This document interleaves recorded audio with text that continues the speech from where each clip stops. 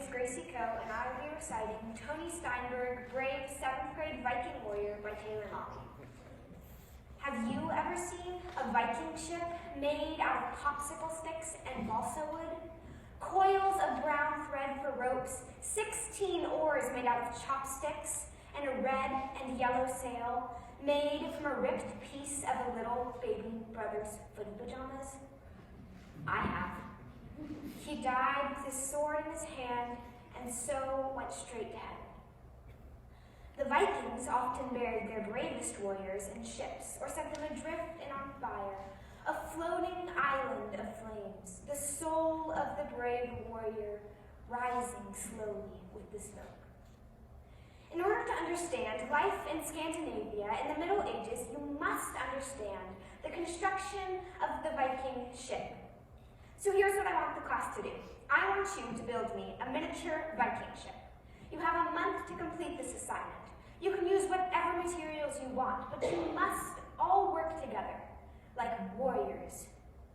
These are the projects that I'm known for as a history teacher, like the Greek Shield Project, or the Marshmallow Catapult Project, or the Medieval Castle of Chocolate Cake. Actually, that one was a disaster, but there was the Egyptian Pyramid Project. Have you ever seen a family of 4 standing around a card table after dinner, each one holding one triangular side of a miniature cardboard Egyptian pyramid until the glue finally dried? I haven't either, but Mrs. Steinberg said it took 90 minutes, and even with the little brother on one side saying, "This is a stupid pyramid, Tony. If I get Mr. Molly next year, my pyramid will be designed in such a way that it will not necessitate us standing here for 90 minutes while the glue dries." And Tony, on the other side, saying, shut up, you idiot. If you let go before the glue dries, I disavow you with your Sony PlayStation. It was the best family time they'd spent together since homecoming. He died with his sword in his hand, and so went straight to heaven.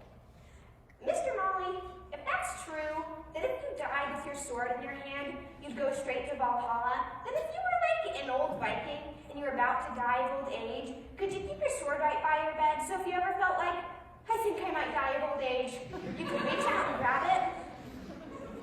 If I were a Viking god, I don't think I would fall for that. But if I were an old Viking about to die of old age, that's exactly what I'd do. You're a genius. He died with his sword in his hand, and so went straight to heaven. Tony Steinberg had been missing from school for 6 weeks before we finally found out what was wrong. And the 12 boys left whispered the name of the disease as if you could catch it from saying it too loud. We'd been warned. The middle school head had come to class and said Tony would come to school on Friday. But he's had a rough time.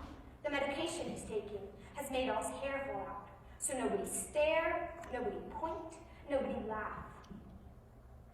I always said I liked teaching in a private school because I could talk about God and not be breaking the law. And I sure talk about God a lot, yes, and history, of course, that's easy. Even the Egyptian Pyramid Project is essentially a spiritual exercise. But how can you teach math and not believe in a God? A God of perfect points and planes surrounded by right angles and archangels of varying degrees. Such a God would not give cancer to a 7th grade boy. Wouldn't make his hair fall out from the chemotherapy. Totally bald in a jacket and tie on Friday morning. And I don't just mean Tony Steinberg. Not one single boy in my class had hair that day. The other 12 had all shaved their heads in solidarity.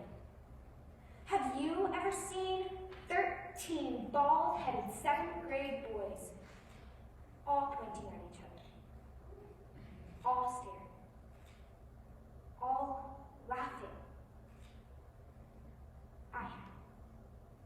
It's a beautiful sight, and almost as striking as 12 boys, 6 weeks later, now with crew cuts, on a Saturday morning, standing outside the synagogue, with heads bowed, holding hands, and standing in a circle around the smoldering remains of a miniature Viking ship, which they have set rising slowly.